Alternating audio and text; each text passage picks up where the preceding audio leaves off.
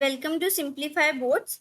आज हम some basic concepts of chemistry का पार्ट 3 कर रहे हैं, जिसमें हम कौन कौन से टॉपिक कवर करेंगे। एक तो डेल्टन एटॉमिक थ्योरी, एक एटॉमिक एंड मॉलिक्यूलर मास और एक मोल कंसेप्ट। तो स्टार्ट करते हैं। डेल्टन एटॉमिक थ्योरी जो थी वो 1808 में जोहन डेल्टन ने प्रपोज किया था इस थ्योरी को, और इसमें उन्होंने लॉज ऑफ केमिकल कॉम्बिनेशन को एक्सप्लेन किया था और मैटर का क्या नेचर होता है उसको एक्सप्लेन किया था। तो इसके पोस्टुलेट्स क्या थे कि जो भी मैटर है वो एटम से बना है। जितना भी मैटर है वो सभी का सभी क्या है, एटम से बना है। और एटम क्या है? एटम एक स्मॉलेस्ट और इनडिविजिबल पार्टिकल है, मतलब बहुत ही स्मॉल पार्टिकल है और वो इतना स्मॉल है कि उसे तोड़ा नहीं जा सकता। जो एटम्स हैं, जो सेम एलिमेंट्स के बने होते हैं, वो आइडेंटिकल होते हैं साइज में भी, मास में भी और केमिकल प्रॉपर्टीज। बट जो डिफरेंट एलिमेंट, मतलब जो एटम्स अलग अलग एलिमेंट से बने होते हैं, उनकी प्रॉपर्टीज भी डिफर करती हैं। एटम को और आगे डिवाइड नहीं किया जा सकता, ना हम एटम को क्रिएट कर सकते हैं, ना ही हम डिस्ट्रॉय कर सकते हैं जब हम एक केमिकल रिएक्शन करते हैं। तो इन्हें तोड़ा नहीं जा सकता है जब भी हम कोई केमिकल प्रोसेस कर रहे हैं। जो एटम्स हैं अलग अलग एलिमेंट्स के, वो एक होल नंबर की सिंपल रेशियोज में कंबाइन होते हैं और फिर वो कंपाउंड्स बनते हैं। मतलब कि जब वो कंबाइन करते हैं तो एक सिंपल होल नंबर रेशियोज में कंबाइन करते हैं। जब केमिकल रिएक्शन होता है तब जो एटम्स हैं वो कंबाइन भी करते हैं, सेपरेट भी होते हैं, रीअरेंज भी करते हैं। बट जो एटम्स होते हैं वो खुद कभी भी चेंज नहीं होते, मतलब वो कंबाइन भी हो जाएंगे, रीअरेंज भी कर लिया जाएगा, उनको सेपरेट भी कर लिया जाएगा, बट उन्हें चेंज नहीं किया जा सकता। अब सिग्निफिकेंस क्या था इस थ्योरी का? ये जो थ्योरी थी इसने लॉज ऑफ केमिकल कॉम्बिनेशन का एक थ्योरेटिकल पार्ट बताया था। अब इससे क्या पता चला था कि जो एलिमेंट्स हैं वो फिक्स प्रोपोर्शन में क्यों कंबाइन करते हैं। अब इसकी लिमिटेशंस क्या थी डेल्टन की थ्योरी की, कि ये नहीं बता पाया कि जो एटम्स हैं वो क्यों कंबाइन करते हैं कंपाउंड्स बनने के लिए। मतलब एटम्स को कंबाइन करने की क्या जरूरत है कोई कंपाउंड बनने के लिए, जिससे हाइड्रोजन और ऑक्सीजन मिलकर H2O बना रहा है। तो इन दोनों को कंबाइन होने की क्यों जरूरत है एक कंपाउंड बनने के लिए? तो वो इस चीज को नहीं बता पाया था।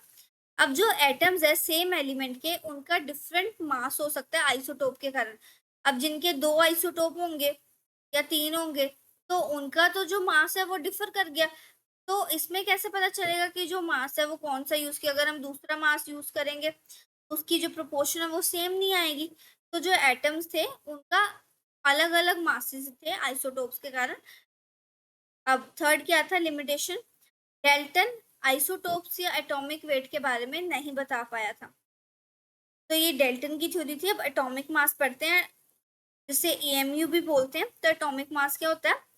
Atomic mass of an element is weightage average mass of its atom compare to 1/12 the mass of carbon 12 atom.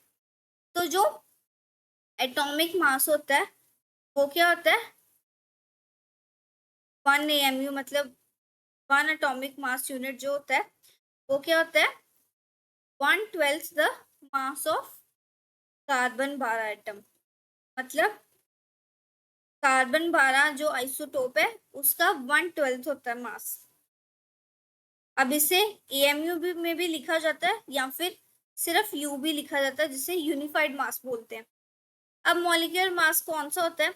Molecular mass होता है जिसमें जो एटॉमिक मासेस है सभी एटम्स के, उनको ऐड कर दिया जाए तो वो मॉलिक्यूलर मास बन जाता है। जैसे H2, वाटर का मॉलिक्यूलर मास क्या हो गया? हाइड्रोजन 2 है। अब एटॉमिक मास क्या होता है हाइड्रोजन का? 1। मतलब एएमयू, एएमयू क्या होता है हाइड्रोजन का? 1। और हाइड्रोजन ऑक्सीजन कितनी है? 1। और ऑक्सीजन का एटॉमिक मास कितना होता है? 16। अब मॉलिक्यूलर मास क्या होता है?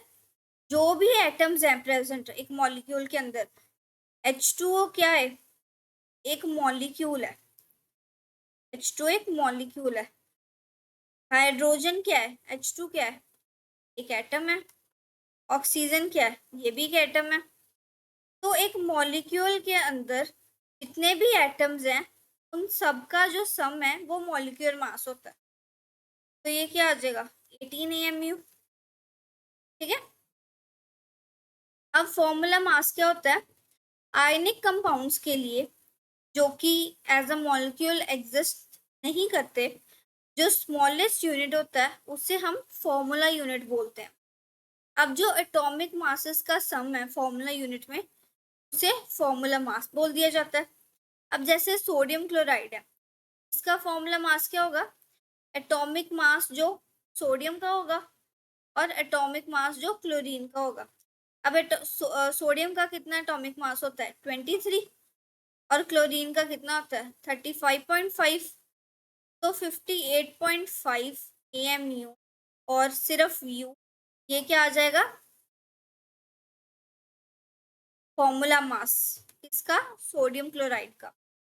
अब मोल कंसेप्ट क्या होता है, मोल क्या होता है ऐसा यूनिट होता है किसी भी सब्सटेंस का। तो एक मोल के अंदर कितना सब्सटेंस होता है इसमें 6.022 इंटू 10⁻23 एटम्स हो, वो उतना जो अमाउंट है सब्सटेंस का उसमें कंटेन किया जा सकता है। तो ये जो वैल्यू है ये क्या होती है एवोगाड्रोस नंबर, इस नंबर को एवोगाड्रोस नंबर बोलते हैं। और जो एवोगाड्रोस नंबर है उसे ऐसे डोनेट किया जाता है। अब एवोगाड्रोस नंबर क्या होते हैं जितने भी पार्टिकल्स जो हैं एक मोल के अंदर हों उसे एवोगाड्रोस नंबर बोलते हैं। न्यूमेरिकली इसकी वैल्यू क्या होती है एन की 6.022 इंटू 10⁻23 एटम्स। अब मोलर मास क्या होता है, मोलर मास होता है कि एक मोल का मास ग्राम में कितना है उसे मोलर मास बोलते हैं। अब वाटर का मोलर मास क्या है 18.02 ग्राम पर मोल। तो मोलर मास क्या होता है ग्राम्स में एक मोल का कितना मास है उसे मोलर मास बोला जाता है।